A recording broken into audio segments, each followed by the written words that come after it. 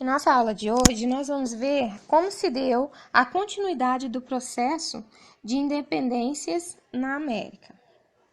E nós vamos ver, logo após a independência dos Estados Unidos, o nascimento dos Estados Unidos, que nós vimos na última aula, nós vamos ver o capítulo 9, que é a libertação do Haiti e da América Espanhola. Você já ouviu falar na Copa Libertadores da América? A Libertadores, como é popularmente conhecida no Brasil, é o principal torneio de futebol do continente americano. Reúne os clubes mais bem classificados nos campeonatos nacionais de boa parte dos países sul-americanos.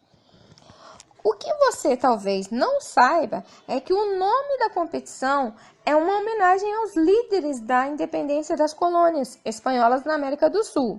Entre eles se destacam Simón Bolívar, responsável pela libertação dos territórios que hoje abarcam a Venezuela, a Colômbia, o Equador, e de José San Martín, que atuou na emancipação dos territórios que formam atualmente a Argentina, o Chile e o Peru.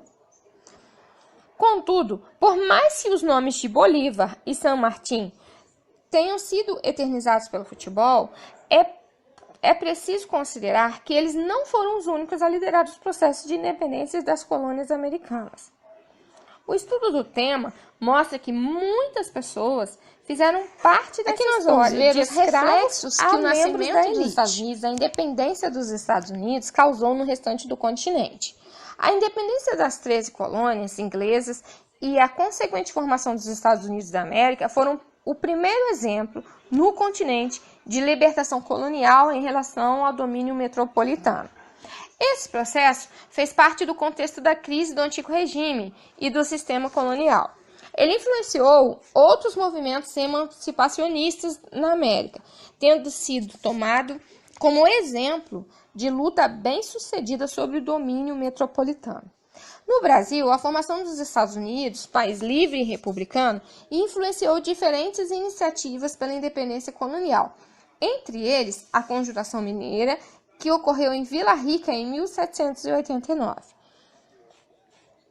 Na Europa, a mobilização dos colonos americanos contra os abusos do governo inglês e a inspiração da filosofia iluminista na Declaração de Independência dos Estados Unidos e na organização do governo republicano e constitucional implantado na jovem nação repercutiram na Revolução Francesa.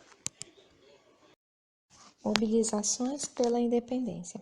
As primeiras manifestações de revolta contra a exploração colonial ocorreram ao longo do século XVIII em diversos pontos da América e foram duramente reprimidas pela Espanha.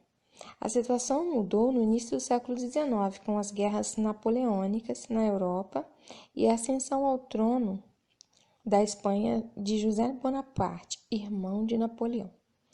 Os crioulos não aceitaram o governo de um soberano francês e passaram a defender a volta do rei espanhol Fernando VII ao poder. Dessa maneira, aumentaram sua participação nos cabildos, que eram os órgãos de administração colonial semelhantes a câmaras municipais. Com essa maior participação política, os crioulos perceberam que era possível criar um governo autônomo, o que fortaleceu a ideia de independência. Pela independência. Entre os colonos, crescia o descontentamento com a exploração metropolitana. A Espanha não conseguia manter o controle sobre os vice-reinos e as capitanias gerais instaladas na América. Ao longo de quase um século, entre 1810 e 1903, essa estrutura administrativa desmembrou-se em 18 nações independentes.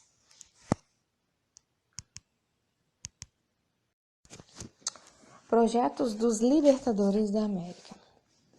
O líder crioulo San Martín desenvolveu amplo conhecimento do Império Espanhol, o que lhe garantiu muitas vitórias nas lutas de emancipação. No entanto, ao contrário de Bolívar, defendia que cada nação americana independente fosse governada por um príncipe europeu. Suas ideias conservadoras o distanciaram de outros projetos de independência da América Espanhola, o que o levou a se exilar na Europa. Simão Bolívar, por sua vez, acreditava que as nações recém-independentes se fortaleceriam no cenário internacional ao formar uma confederação pan-americana, ou seja, se elas se aliassem na defesa de interesses comuns. No entanto, as elites de cada novo país resistiram a essas ideias, por considerá-las uma ameaça ao seu poder local.